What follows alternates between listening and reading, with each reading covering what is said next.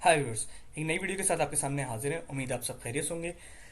Scenario कुछ इस तरह से है कि मैंने पहले एक चेक को वॉइड कर दिया। मैं चेक,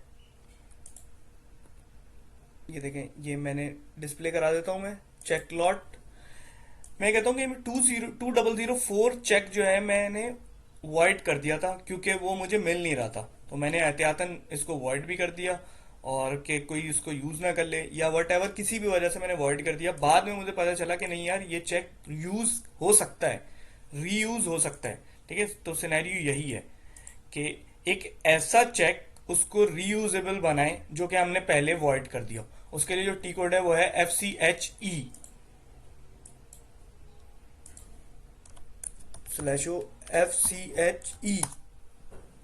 मैं यहाँ पे चेक नंबर लिखूंगा 2004, और मैं इसको एग्जीक्यूट करवा दूंगा।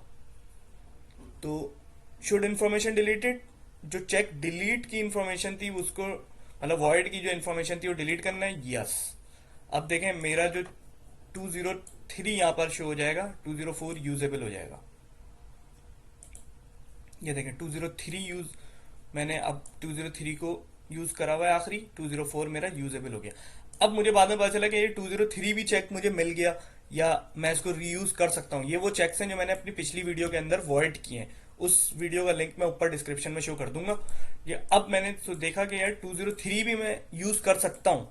तो मैं दोबारा से टी कोड में आता हूँ, FCHE, और यहाँ पे मैं 203 लिखता हूँ। इधर भी मैं 203 लिख देता हूँ, ना भी लिखूँ तो वो इट्स ओके कर देगा। पूरी रेंज को मैं रीयूजेबल बना सकता हूँ, 10-12 चेक्स को भी। अभी फिलहाल मैं एक ही चेक को बना रहा हूँ। एग्जीक्यूट किया मैंने इसको, यस पे क्लिक किया। अब देखें, मैं जब जाके चेक लॉट को देखूंगा तो ये मुझे 203 भी रीयूजेबल बना देगा। उम्मीद है आपको वीडियो पसंद आई होगी।